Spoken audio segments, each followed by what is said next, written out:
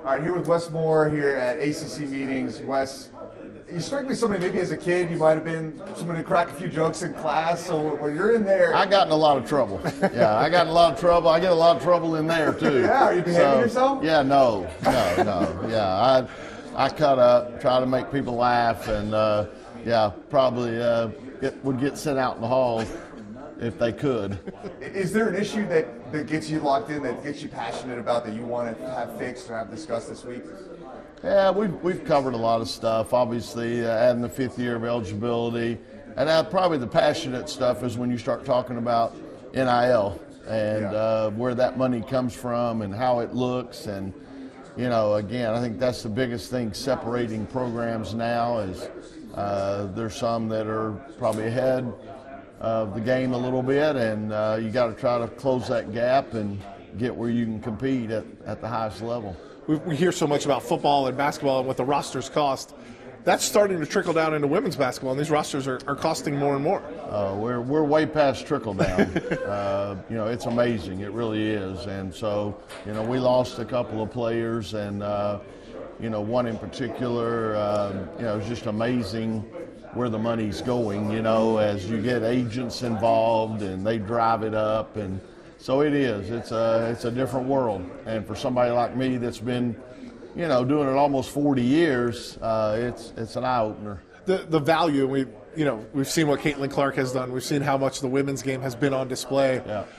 Now they're realizing that value when it comes to salaries or revenue share, NIL. Yeah, no doubt. And, I understand. I get it. But it's just tough for someone that's been in it a while. For a while there, we didn't have any kids transferring. And now you've added the portal and the NIL, and it's so lucrative. So that's a little tough. I'm used to seeing having a program with culture and seeing it grow, and see a kid come in as a high school kid, come in as a freshman, and then watch them gain confidence and get better as a player, but also as an individual, and just watch them grow up before you, and then see them, progress into their careers. We've got some in the WNBA, we've got some that are in broadcasting now, and to see them is really cool. And so now it's a little tougher. We're fortunate. Zoe Brooks, right. Somebody stayed with us for 4 years when she could have chased the money. And then even though it's a shorter term, Camille Pierre staying and not testing the waters. And then we've got somebody like Maddie Cox also that's been in our program 4 years. But, we're used to having your whole roster like that. So it is a little different. Is that what makes it hard to maybe capitalize on the Final Four appearance? You work so hard to get that team to that point. It's such a huge milestone. Yeah. And last 2 years, make the Sweet 16, nothing to scoff at. Yeah. But are you having trouble leveraging that? Maybe that surprised you in a way? It's harder. It doesn't mean as much, because it's dollar sign, that's what's we want. We went to a Final Four. We went to an Elite Eight a couple years before that. We've won 5 ACC championships, 3 tournaments and 2 regular season in the last several years. You get used to competing at that level. And now it's not just about recruiting and coaching, it's also about money and resources. And that's frustrating at times. We talked to the other coaches in the Triangle about getting to that Final Four and just how difficult it is in a sport where the top of the sport is sort of in another sphere. You've done it. You got a team to that Final Four. Right. What is so difficult about that from the Sweet 16 to the Final Four? It feels like that's a gulf that's even bigger than maybe 2 games. National championship on top of it. When we went to the Final Four, we had to go through the last 3 games. We had to go through Tennessee, Stanford, and Texas. It's a gauntlet, and so it's hard to win 3-4 straight against elite teams. So I think that's the big challenge right there. And then you also have to be healthy. This year we beat Tennessee in the opener of the tournament, and Zoe Brooks got hurt. Right. And so now we have to go into the second round without her. And so some of it's that, staying healthy, just getting a break or two. We lost a lot of close games this year, overtime games. And as a coach, that's frustrating and really hard on you, because you wake up You know, I don't have any trouble going to sleep at night, but after games like that, you wake up at 4:30 in the morning and just second guess everything you did, and that's the tough part. Is you know, but we've got to be able to win those close games, and I think the way we're going to be able to do that is defensively. We weren't as good defensively a year ago as we need to be, so hopefully we fix that. And our offense led the ACC in scoring. Got to maintain that and do better on the defensive end.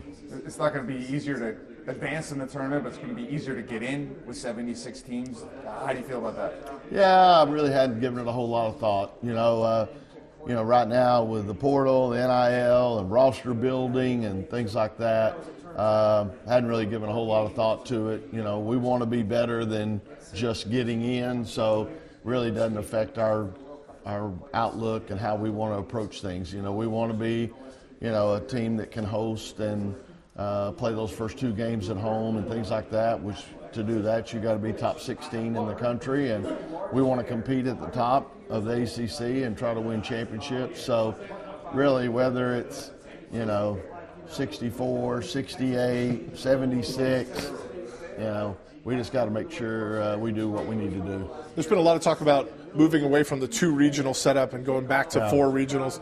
You've gotten shipped out far west, I know, a couple of times, where you may have been able to play closer to home. Would you like to see them go back to 4, or do you like the 2 setup? Yeah, I don't know. You know, what's tough on me, and we talked about it a little bit this morning in our meetings, the 2 years before we went to the Final Four, we went to the Elite 8.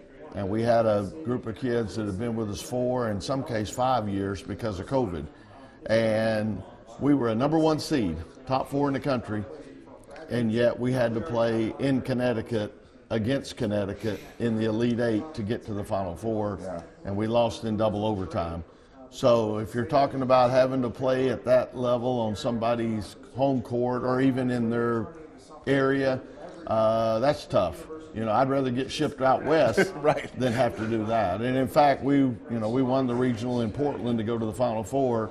I get it. You'd rather be closer to home. You'd rather more of your fans to be able to be there. But I also like the idea of it being a neutral court situation. You were telling us a story off camera before about recruiting. Is there a story you're telling the coaches here, like, oh, you're never going to believe what happened on the recruiting trail, or something that you could at least share in some frame here on camera?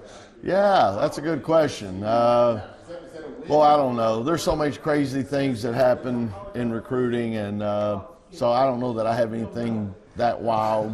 You know, I've heard plenty of stories where coaches got to the door, and when they opened the door, it was a different kid than what they had thought they were recruiting. You know, they maybe got information mixed up, or maybe the head coach went in and called the dad by the wrong name all night, and, you know, the assistant coach walking out says, well, we can kiss that one goodbye. But I hadn't had anything crazy happen. You know, again, I can remember we did home visits, and they'd feed you, and sometimes it'd be something you could not stomach to eat, but maybe you ate it that night, you know. So but, you know, that's part of the fun of this business, is meeting people and the visits and that sort of thing. So for the most part, you know, we had a young lady, Ace Koenig, was a great player for us from Vancouver, Canada. And she told me later, you know, one thing she knew, her dog really liked me, and we got along great. And another coach came in, and the dog growled at him, and so that helped her decision. You know, her dog was obviously a great judge of character. Okay, so but no, it's all fun. You've been doing this for a really long time. Yeah. You don't have to say really. Okay, you just say a long time. You've been doing this for a long time. Yeah. A veteran, experience. Yeah, veteran. There you go. And you seem to be having a lot of fun doing it. Yeah. How much longer do you want to keep doing it? And does the environment of college athletics make you want to walk away? We've seen a lot of changes in your room, and the AD room, and the president's room. We're seeing a lot of changes. It's hard. It's hard on everybody right now. You know, I feel for ADs. You know, where's the money going to come from to keep all your sports competitive? To keep them just playing. For us, it used to be when the NCAA tournament was over, you at least got a chance to excel a little bit. You know, you had a few weeks, maybe a month, where you could play golf, go to the beach, whatever you do. Now you jump right into the portal. I heard one coach this summer say you go from the 3 best weeks of the year, March Madness, to the 3 worst weeks of the year, the portal. And that's a good analogy there. But, You know, again, as long as we can be competitive at the highest level, and that's hard, you know, then, and keep our players, you know, we were able to, like I said, to keep a Zoe, a Camille, Maddie Cox, you know, Kashi, different ones, Cadence Samuels. You know, if we can keep our core group of kids, that makes me feel better about it. If we ever have a situation where the whole roster gets blown up or something, I may have to look in the mirror and decide whether or not I want to keep doing that. Well, we'd love to have you around for a long time. Thank you. Look great. Yeah. Veteran. Veteran. Yes, not really long time. Good job. He's the writer. Well, we appreciate your time, Wes. I'm looking forward to covering you guys this season. Thank you very much. Thanks for having me.